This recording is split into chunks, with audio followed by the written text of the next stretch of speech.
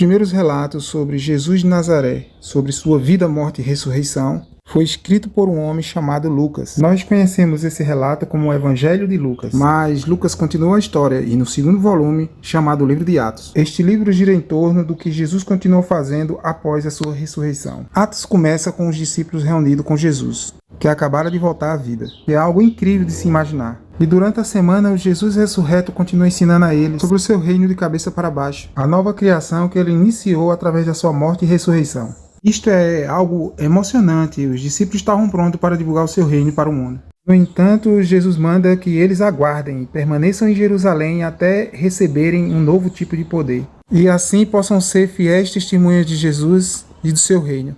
Então ele diz que sua missão começará em Jerusalém, depois na Judéia e Samaria, de lá para as nações. Em seguida, os discípulos viram Jesus entronado como rei de toda a criação. Então os discípulos aguardam, se perguntando quando esse poder virá. Chega a época do Pentecoste. Pentecoste é uma festa israelita antiga que ocorre no início do verão. Milhares de judeus peregrinos voltavam para Jerusalém, vindo de todas as partes do mundo, e vários idiomas e culturas se juntavam na cidade. Os discípulos estão reunidos em uma casa que de repente é preenchida por um poderoso vendaval e fogo. O fogo se reparte em línguas de fogo que paira sobre a cabeça das pessoas.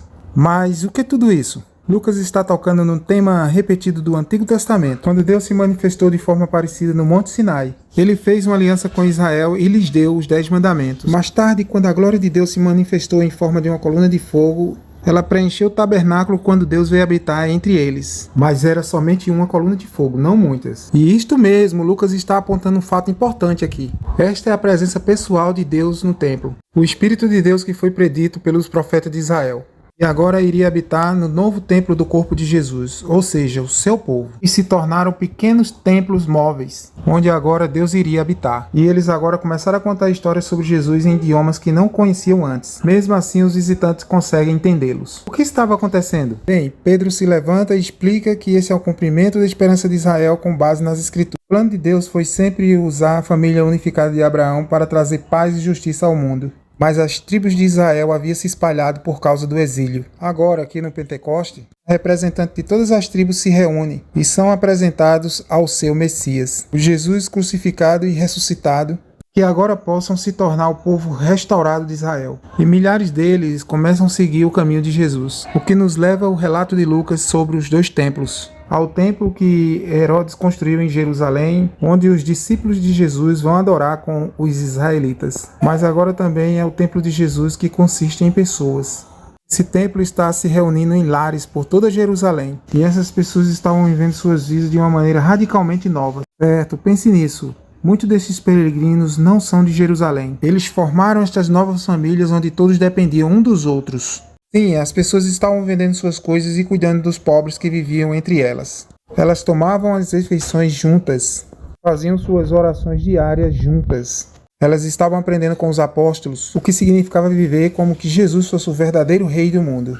Deve ter sido emocionante, mas nem tudo é diversão e brincadeira. Ser templo de Deus é coisa séria, assim como no Antigo Testamento. Talvez você conheça essa história estranha do livro de Levítico sobre 2 sacerdotes que desrespeitam a Deus no templo e morrem repentinamente. Bem, Lucas inclui aqui uma história semelhante à de 2 discípulos que desonram o Espírito Santo de Deus neste novo templo, e eles têm um destino parecido. Portanto, há corrupção na comunidade, mas o maior problema está vindo de fora. Sim, de outro templo. Seus líderes se sentem ameaçados por este novo movimento messiânico e por isso prende os apóstolos. Eles tentam detê-los. Isto nos leva à história final da seção de Atos sobre Jerusalém, onde conhecemos um novo discípulo, Estevão.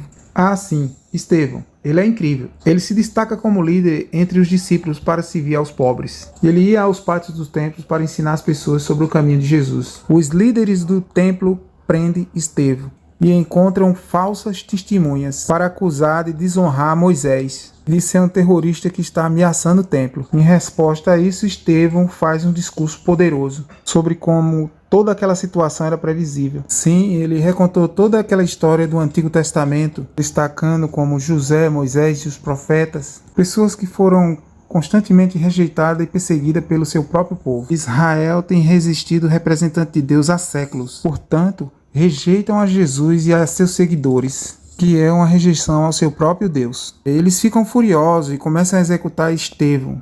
atirando pedras e destruindo até a morte. E ao morrer ele se entrega ao caminho de Jesus, sofrendo pelo pecado dos outros. E então ele clama com a voz bem alta: Senhor, não condene essa gente por causa deste pecado. E isto foi basicamente o que Jesus disse antes de morrer. Exatamente, Estevão se torna o primeiro mártir do movimento de Jesus, precedendo muitos outros. Mas esta perseguição contém semente de esperança, razão pela qual Lucas nos apresenta um novo personagem aqui, um líder religioso chamado Saulo. E ele fica de pé diante do cadáver de Estevão e até aprova o que aconteceu. Espera aí, Saulo? Você quer dizer que é o homem que se tornou o apóstolo Paulo? Lucas está mostrando que até esse trágico assassinato não pode parar o reino de Jesus. E assim muitos discípulos perseguidos se espalham ao sair de Jerusalém. E exatamente como Jesus disse, eles se dirigem para a Judéia e Samaria. A história sobre o que acontece lá é relatada na história seguinte de Atos.